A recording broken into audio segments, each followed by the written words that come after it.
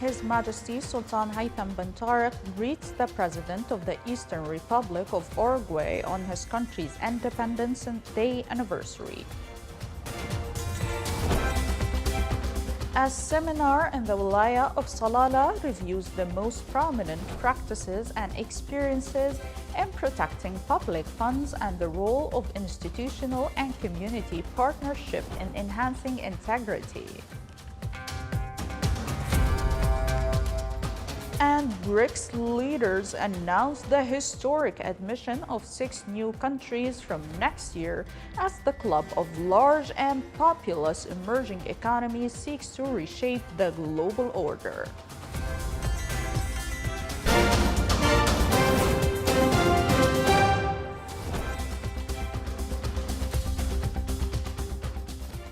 Those were the headlines. Now for the news in detail. His Majesty Sultan Haytham bin Tariq sent a cable of greetings to His Excellency President Luis Alberto Lacalpo of the Eastern Republic of Uruguay on his country's Independence Day anniversary.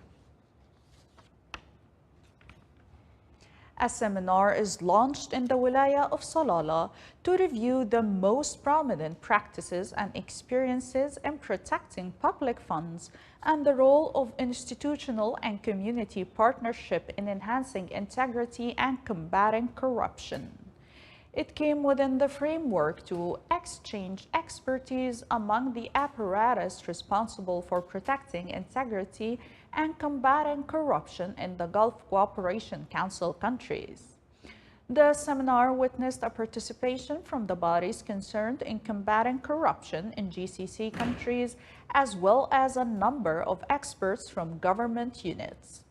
The seminar included 2 sessions, the first of which was specialized for added value of institutional and community partnership in protecting public funds. Meanwhile, the second session focused on the best practices in protecting public funds.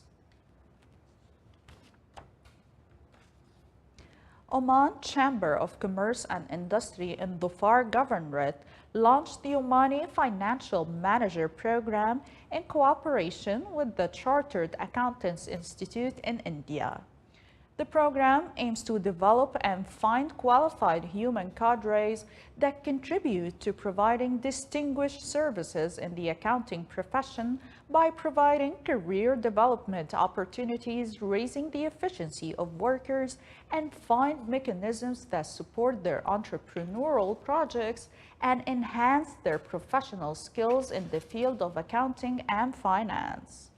The program comes within the framework of stimulating and developing the business environment in Dhofar in order to boost the performance of the private sector in the Sultanate of Oman.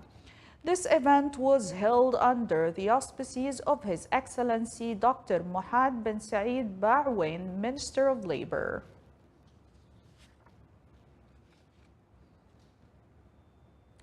Sultan Qaboos University kicked off the stage of testing drone control skills as part of the training program for the Oman competition for drones enhanced with artificial intelligence. Here's a report.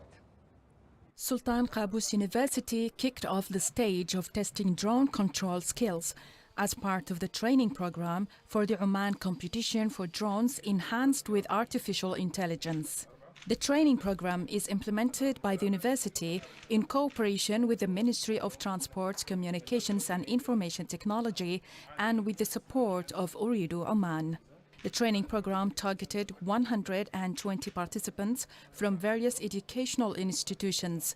The participants are taught how to install these drones, assemble parts, programming them, adjust their settings, and how to use artificial intelligence. The participants underwent an intensive 2-week program and proved their readiness to compete in the annual competition next February, in which 41s will be chosen to take part. Drones are currently used in several fields, such as photography, parcel delivery, search and rescue operations, surveillance, in addition to the military and agricultural spheres. The program on defensive driving for school bus drivers is concluded in the Traffic Safety Institute in the Governorate of Dhofar. It focused on the necessity to achieve a safe system that contributes in limiting traffic accidents. Around 497 school bus drivers took part in the program that covered 5 governorates. The program included a number of lectures, seminars, and training sessions to enhance aspects related to safety on the road. The program also focused on a number of other aspects such as examination of the vehicle and the surrounding environment in addition to procedures related to driving. It came as a result of partnership among the Ministry of Education, Petroleum Development Oman, and the Royal Oman Police in terms of being one of the community initiatives to achieve an ideal environment for school bus drivers. Tumuhi program by Oman Arab Bank was launched to support and enhance small and medium-sized enterprises sector. More details in the following report. To support and enhance the small and medium-sized enterprises sector and to contribute to its growth, Oman Arab Bank unveiled the Tumuhi program. This program provides comprehensive financial services and solutions for those enterprises, includes the exemption of fees for some services, and offers competitive pricing on car loans and point-of-sale devices. Tumuhi has tied up and signed with some strategical partners to offer some good discounts and business solution for all SMEs to grow their business and start up their business. The Tumuhi program also provides various offers and discounts provided by strategic partners in the fields of legal services, communications, transportation, accounting, and cybersecurity. I've been banking with Amana Bank for the past 15 years, and it's been a great journey with them. And I believe that projects like those, if existed 15 years ago, would have really supported SMEs. Nevertheless, it's never too late, and I think SMEs can really benefit with programs like those where it can ease the process at back end, dealing with clients, learning process, and even with finance. Furthermore, small and medium enterprises can benefit from a plethora of free workshops on running successful enterprises. These workshops cover basic topics such as financial literacy, entrepreneurship training, governance, compliance, and business communications.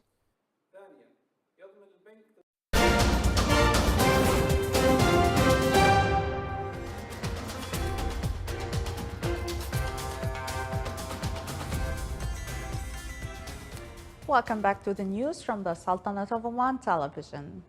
Brics leaders announced today the historic admission of 6 new countries from next year as the club of large and populous emerging economies seeks to reshape the global order. The Brics, Brazil, Russia, India, China, and South Africa agreed at their annual summit to make Argentina, Ethiopia, Iran, Saudi Arabia, Egypt, and the United Arab Emirates full members from January 1st.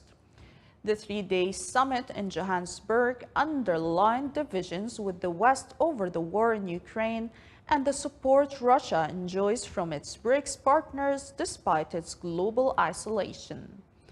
Meanwhile, the Chinese president said that this expansion of Brics will also increase cooperation with African countries, including providing a complete set of data products for satellite mapping. Moscow's defense ministry said today that Russian air defenses downed 3 Ukrainian drones without giving details of damage or casualties. 2 drones sent by Kiev were destroyed by air defense over the territory of Bryansk region, which borders Ukraine, and another drone was detected and destroyed by air defense over the territory of Kaluga region, southwest of Moscow. Moscow and other Russian regions have been targeted by a barrage of Ukrainian drone attacks in recent days, after Kiev vowed earlier this summer to return the conflict to Russia.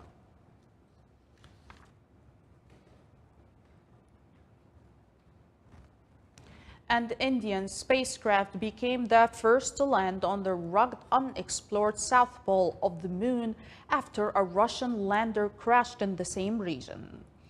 As the Chandrayaan-3 moon mission landed on the moon, it made India the fourth nation to successfully land a spacecraft on the moon after the United States, China, and the former Soviet Union. This achievement comes 4 years after the previous Indian lunar mission failed during its final descent, in what was seen at the time of a huge setback for its space program.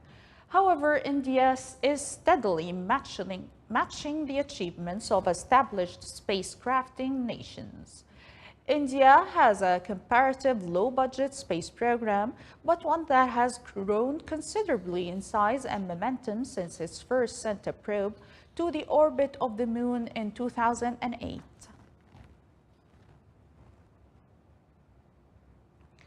Japan started releasing treated radioactive water from the wrecked Fukushima nuclear power plant into the Pacific Ocean earlier today in a polarizing move that prompted China to announce a blanket ban on seafood imports from Japan. Japan exported about $600 million worth of aquatic products to China in 2022, making it the biggest market for Japanese exports, with Hong Kong second. Sales to China and Hong Kong accounted for 42% of all Japanese aquatic exports in 2022. The Japanese government said the first discharge, totaling 7,800 cubic meters, will take place over about 17 days.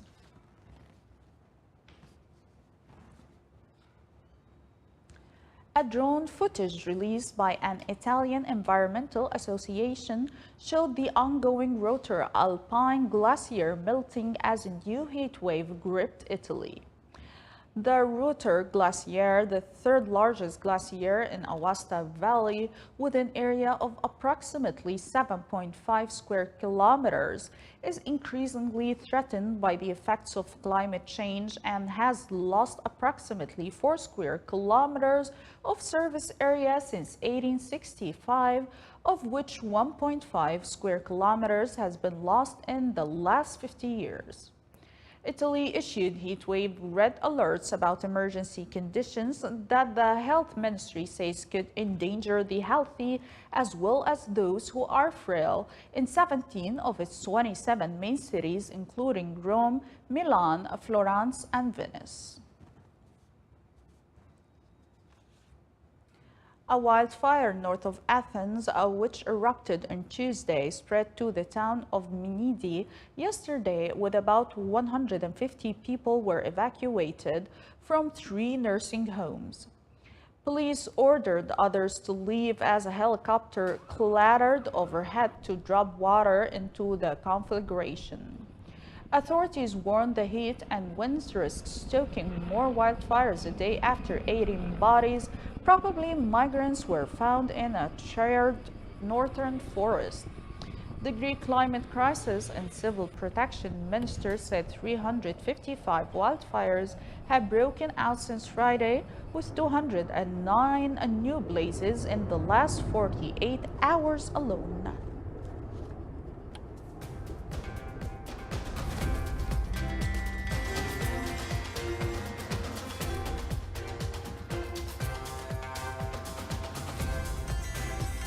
This is the Sultanate of Oman television. Before we end tonight's news bulletin, here are the main points once again.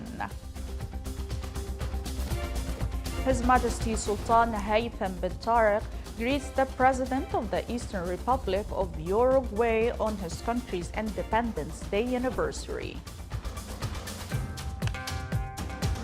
A seminar in the Wilaya of Salalah reviews the most prominent practices and experiences in protecting public funds and the role of institutional and community partnership in enhancing integrity. And Brics leaders announced the historic admission of 6 new countries from next year as the club of large and populous emerging economies seek to reshape the global order. With that, we come to the end of tonight's news bulletin. From all of us here at the newsroom and the studios, thank you for watching and have a nice weekend.